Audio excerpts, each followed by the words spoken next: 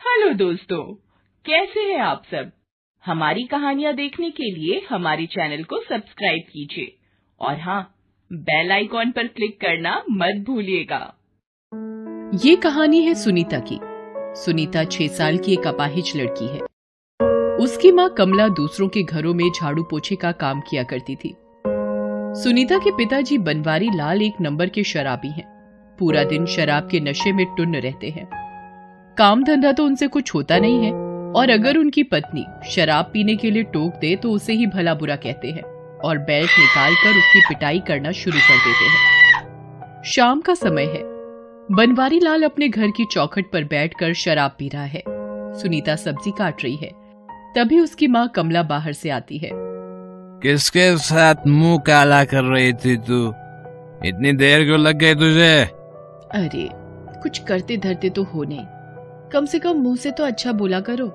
सुनीता की बात सुनकर बनवारी लाल गुस्से में उसे एक थप्पड़ खींचकर मारता है। सच बोला तो मिर्ची लग गई तुम्हें? पूरा दिन नशे में रहते हो, कुछ पता चलता है कि किससे बोल रहे हो, क्या बोल रहे हो? नशे में रहता हूँ, हाँ रहता हूँ नशे में। तेरे बाप का क्या जाता है इसमें है? देखो, बाप का नाम मत लो। लूंगा। बोल क्या करेगी? बोल। देख रहा हूँ बहुत जबान चल रही है तेरी। जबान खींचने में मुझे 1 सेकंड नहीं लगेगा, 1 सेकंड। और तुम्हें आता क्या है? फिर बोला तूने? आज तो तेरे पगार का दिन था ना। चल चल सारे पैसे निकाल, चल पैसे। नहीं दूंगी पैसे। अब तो 1 फूटी कौड़ी नहीं दूंगी तेरी शराब के लिए। लोग सही कहते हैं, सही कहते हैं लोग। लातों के भूत जो है वो बातों से नहीं मानते हैं। ये कहकर बनवारी लाल फिर से कमला की पिटाई करने लगता है। सुनीता अपनी माँ को बचाने के लिए आती है, लेकिन बनवारी लाल उस बेचारी पर भी दया नहीं करता और उसे जोर से धक्का मार देता है। उसके सिर से खून बहने लगता है। वो बेहोश हो जाती है। फिर वो कमला के सारे पैसे छीनकर बाहर निकल जाता है। कमला तुरंत जाकर 1 गिलास पानी लाती है और सुनीता के ऊपर छींटे मारती है। सुनीता, ए बेटी सुनीता, क्या हुआ बेटा? आंखें खोलो ना बेटा, बेटा आंखें खोलो ना। थोड़ी देर में सुनीता अपनी आंखें खोलती है। उसकी माँ उसे गले से लगा लेती है। तू क्यों बीच में आ गई? तुझे पता है ना, नशे में तेरे पापा जानवर हो जाते हैं, जानवर। तेरी पिटाई देखकर रोना आता है माँ। धीरे धीरे कैलेंडर पर सिर्फ डेट बदल रहे थे, लेकिन बनवारी लाल के अत्याचार की कहानी जस की तस थी। अब सुनीता 17 साल की हो गई थी। उम्र बढ़ने के साथ कमला थोड़ा बीमार रहती, लेकिन अगर वो कमाती नहीं तो बनवारी लाल की शराब कैसे आती। एक दिन कमला बहुत बीमार थी, इसलिए वो काम पर नहीं जा रही थी। ये देखकर बनवारी लाल का पारा चढ़ गया। फिर से बीमार पड़ गई तू? महीने में 20 दिन बीमारी का बहाना करके लेटी रहेगी तो मेरी दारू कहाँ से आएगी? बहाना नहीं कर रही, सिर घूम रहा है, हाथ पैर कांप रहे हैं। तेरे इस सिर घूमने के चक्कर में तेरी तनख्वाह कमाती है। अब तनख्वाह कमाएगी तो दारू भी कमाएगी। कान खोल कर सुन ले, मैं सभी बातों में समझौता कर सकता हूँ, लेकिन दारू में नहीं। चल चल अब उठ जा और काम पे चल। तुम्हें बात समझ नहीं आती क्या? कह रही हूँ तबीयत खराब है, फिर भी बेमतलब जिद किए जा रहे हो। रुक, तेरा इलाज मैं करता हूँ।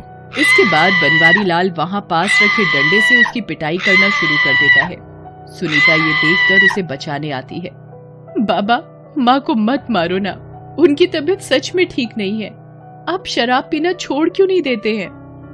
लो, अब तेरे भी पंख निकल गए। रुक, तुझे भी बताता हूँ, रुक। बनवारी लाल ने अपनी अपाहिज बेटी को भी नहीं बख्शा, उसकी भी पिटाई कर दी। उसी शाम की बात है। बनवारी लाल शराब के नशे में बिल्कुल टल्ली होकर चारपाई पर पड़ा था। तभी उसके दरवाजे पर दिवाकर नाम का आदमी उसे पुकारता है। बनवारी लाल, अरे ओ बनवारी लाल। बनवारी लाल तो नशे में धुत था। उसे क्या मतलब कि कौन उसे पुकार रहा है और कौन नहीं। सुनीता दरवाजे पर आई। दरवाजे पर सुनीता को देखकर दिवाकर उसे घूरने लगा। जी बाबा तो सोए हुए हैं। आप कौन हैं? उनसे कुछ काम था क्या? काम? हाँ, काम था ना, बहुत जरूरी काम था। जब वो जागे तो कह देना कि दिवाकर आए थे। दिवाकर? अरे तू बहुत छोटी थी, तभी मैंने गांव छोड़ दिया था, इसलिए तू मुझे नहीं पहचानती। मैं तेरे बाबा का दोस्त हूँ।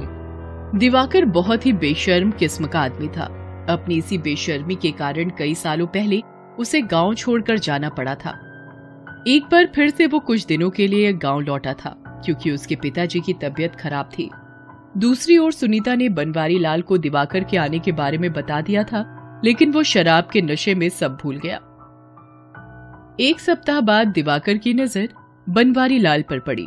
उस समय वो शराब पीने जा रहा था। और भाई बनवारी लाल, कहाँ चल दिए? कौन? अबे अब तू मुझे भूल गया? इतना बड़ा आदमी हो गया है तू। अरे दिवाकर, तुम कब आए? 1 सप्ताह हो गया। तेरे घर गया तो था। चल छोड़ ये सब, जा कहाँ रहा है? भाई अपनी तो मंजिल भी एक है, रास्ता भी एक। शराब पीने जा रहा हूँ। सुन, बहुत पी ली तुमने वो घटिया वाली शराब। चला, आज मैं तेरे को अंग्रेजी पिलाता हूँ, और मस्त चिकन फ्राई भी। चल। दिवाकर उसे शहर की एक बड़ी सी दुकान में ले गया। वहाँ उसे जी भर कर अंग्रेजी शराब पिलाई और चिकन भी खिलाया। वहाँ से लौटते वक्त, क्या मस्त शराब थी भाई, ऐसी शराब तो मैंने जिंदगी में कभी नहीं पी।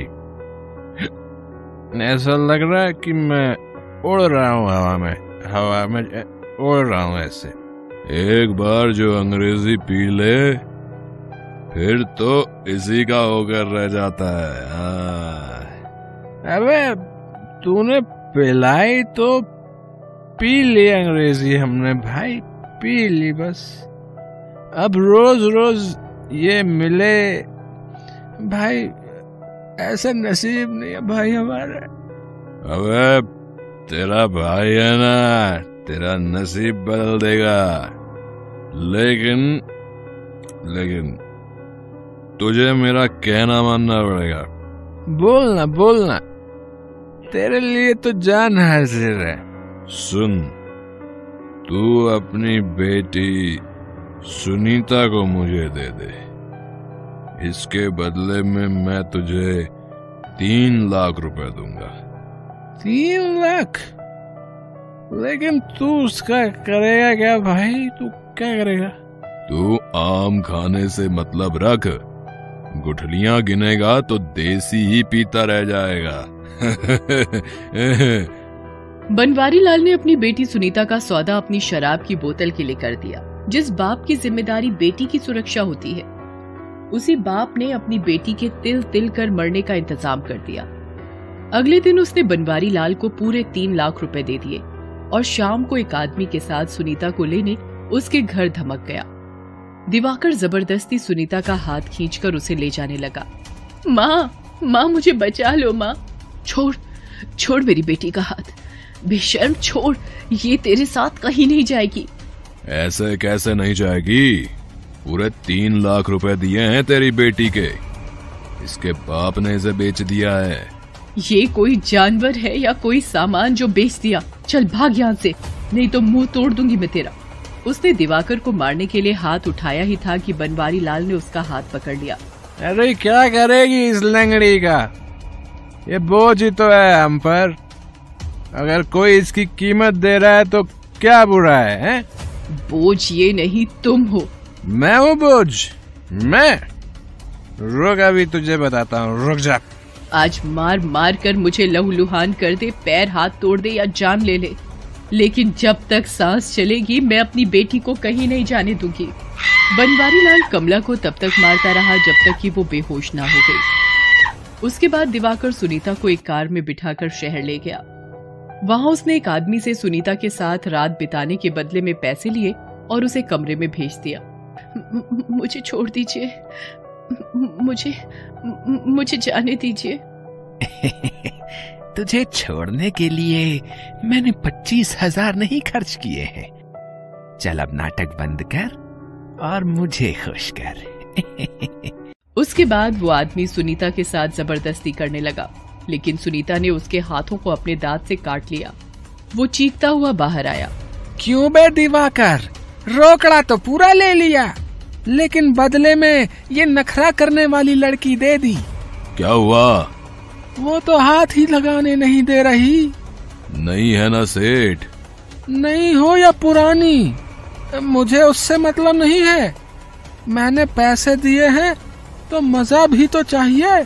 रुकिए सेठ, मैं अभी उसका इलाज करता हूँ। उसके बाद दिवाकर कमरे के अंदर गया और ए लड़की, कान खोल कर सुन ले। तेरे बाप को पूरे 3 लाख दिए हैं तेरे बदले, इसलिए नाटक बंद कर और ग्राहकों को खुश कर, नहीं तो ये जो तेरी एक टांग बची है ना, वो भी नहीं रहेगी। ये धमकी देकर वो बाहर निकल आया। वो आदमी फिर से अंदर गया और सुनीता के साथ जबरदस्ती करने लगा। सुनीता चीखने लगी, लेकिन उसकी चीख का किसी पर कोई असर नहीं पड़ रहा था। तभी वहां पर पुलिस की गाड़ी का सायरन सुनाई देने लगा। दिवाकर चौकन्ना हो गया। वो खिड़की से छिपकर देख रहा था कि पुलिस आखिर आई कहां है।